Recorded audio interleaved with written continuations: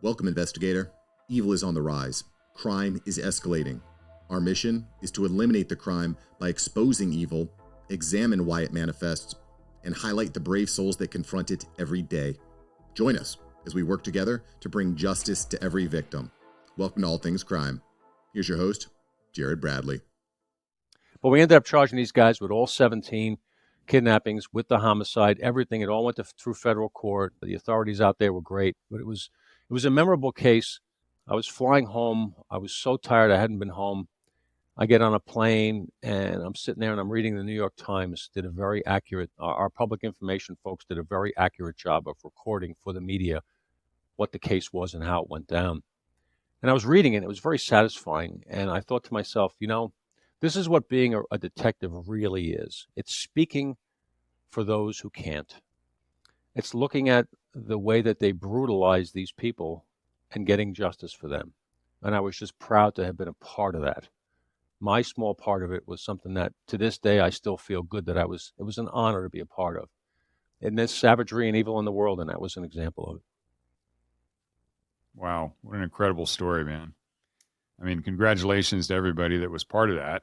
Mm-hmm. Being able to bring down, the amazing thing about it, I was never a cop, but I was in the military for a bunch of years. And so, I have the same kind of camaraderie with, other members of the military. Like I was just this week, I was down in Camp Pendleton and hanging out with some NCIS guys. And even though I was Army, one of the guys was a Marine.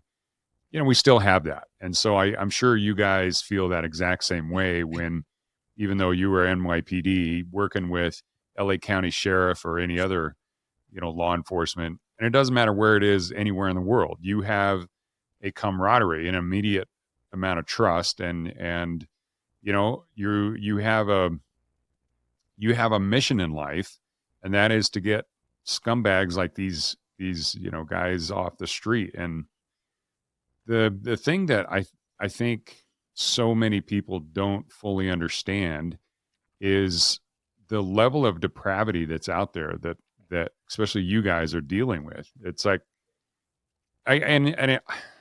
partially, Dan, I want to hear what happened to these victims, but on the other hand, I fully understand that, you can't make this an X-rated, podcast, because that's basically the level that we'd be describing, because it's the things that these guys will do to another human being is so inhuman. Mm-hmm. I don't know how else to explain it. And but that's just something every cop that I talk to, the level of just sewer that they deal with it's hard to comprehend. But until you do comprehend that, then you don't fully understand the level of PTSD and the memories and all the things that you guys have seen. And, just honestly, I my hat's off to you, because your ability to even compartmentalize that and deal with it and still be a functioning human being is superhuman, to be honest. And that's another reason I love working with law enforcement, because you guys are just a different breed, and you're special in your own way. And frankly, you just don't get enough accolades and thanks from the general society, because the stuff that you guys do in order to keep the rest of us safe is just superhuman. And I first of all, thank you for what you've done and what you continue to do. But yeah, I appreciate you giving that story, man. Oh, my pleasure. So Tom, this guy's got stories. Yeah.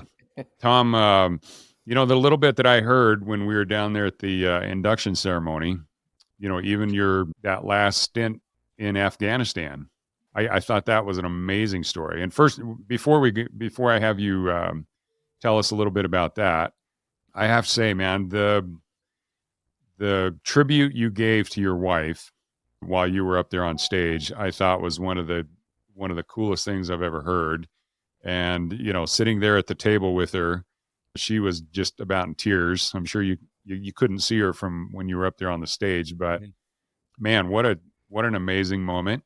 And I think that kind of is kind of the same for all law enforcement spouses, whether it's male or female, and it's same with military spouses, and that's really what I can relate with. But yeah, your wife is obviously a special woman, and I thought the tribute you gave her was just absolutely fantastic. So, Well, thank you for that. That was when you're coming up with trying to figure a speech out and you're going over your career and it's impossible to culminate everything into a speech, of, what I had the fortune of going through.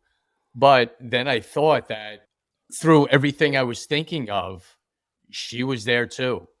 With every story, like I said up on the stage, every story Dan mentioned in his speech, she was part of, whether it was after it, whether it was during it, or whatever. And I felt it important for the time that we've been together and what she's had to go through. And a lot, I don't know what she went through.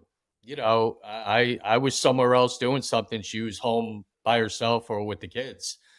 So I don't really know everything she went through, but I know she stayed and and we're together going on 35 years now, and what she's gone through, I just felt I had to do it. And I got asked by someone about a week or so ago what was the best part of the night. And I said, well, we were fortunate enough to, when we were going up on stage to get our awards and to get inducted, we all got standing ovations, which was the best thing in the world. What a feeling that is. But then I said the only other person that night, other than an inductee, to get a standing ovation was my wife. And that made everything special for that evening. Well, yeah, and I think absolutely she was deserving of the standing ovation herself, but I think she was also kind of a stand-in for all the Oh, law yeah. enforcement spouses. Yeah. And guys like me that really have at least a glimpse of what you guys go through and what your families go through. Yeah, that's what makes me so appreciative of law enforcement in general, because I interviewed a good friend. His name's Lee Meller. I don't know if you've ever run into him, but he's one of the clinical psychologist types that, PhDs. And this guy,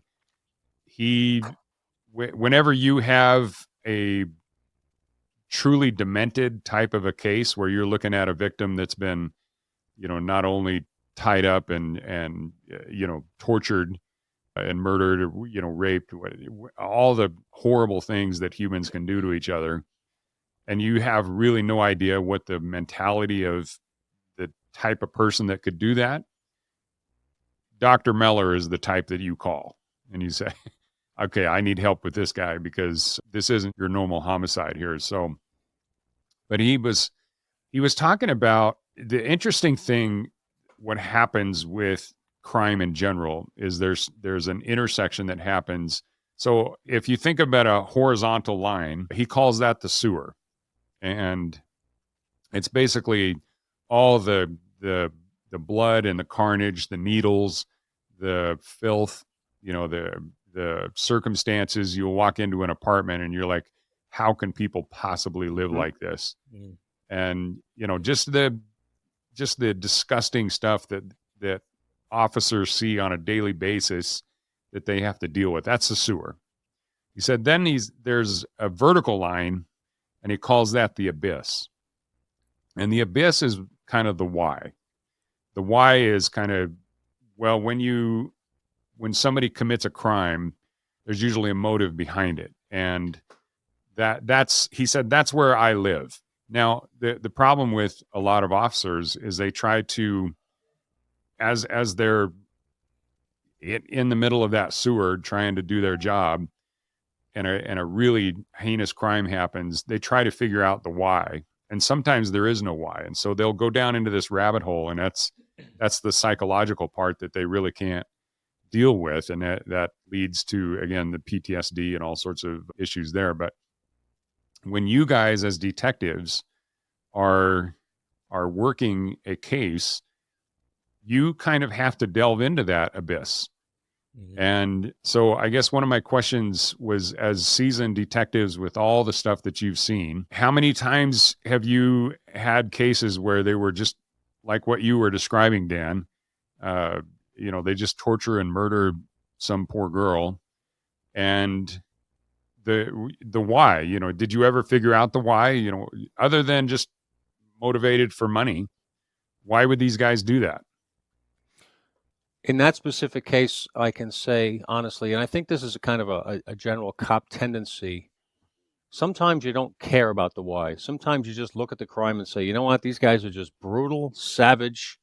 They did it because, they want to gain status within the gang. They did it because this is what the gang does and they want to be in the gang. They value that belonging enough to do this. And that's pretty common in gangs. Who I am is a member of this gang, and I will do what I have to do here. I'll do what I'm told to do. I'll do what makes money. I'll do whatever. And then you factor that in with maybe a culture that you come from where brutality or oppression is not a foreign thing to you. Maybe the government does it to you. Maybe people that surrounded by do it to you and others. There can be a variety of things. In that case, I didn't think about it. And partially, I think it's a defense mechanism, too, for cops and detectives. We want a separated wall between us and these people. Although as a detective, there's times when you have to delve into that why, and you have to sit across from that person and you have to figure out what's their motivation, why did they do it, so that you can get them to open up to you. And we do it in a manipulative way. Make no bones about it. It's not that I don't care about human beings, but I have a job to do. I have to get a statement from you. I have to get an admission statement from you, a confession of sorts, so that way I can close this case up, that I can nail the hammer shut that you're going to get convicted. And I have to do that sometimes by sitting and telling you things like, of course she's put the knife in her neck. She disrespected you. Anybody would have done that. You have to realize why they did it. You have to play into that. You have to let them think that they are not a bad person. Tom, how many people have you sat across from that no matter what they did will tell you, I'm not a bad person? Oh, yeah. Of course you're not. Of course you're not. No, I understand you. As a matter of fact, I respect why you did what you did. You had to. Unfortunately, it's against the law. We'll figure that out. But man to man, I understand you. When you tell somebody that, it makes you want to go run and take a shower because you feel so disingenuous, but you do it for a greater cause. I need you to give me that statement. Yep. And like Dan said, in my instances, like he said, I never cared the why. What I did though was take mental notes of the why as you're doing your case.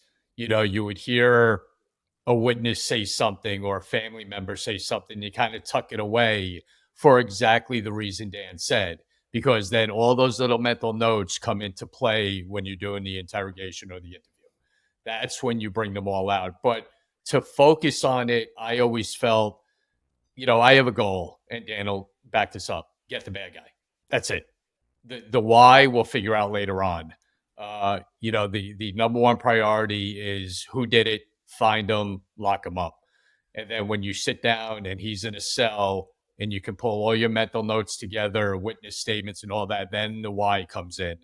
And then, like Dan said, then, we both sat across the table from brutal, murdering, just diabolical people.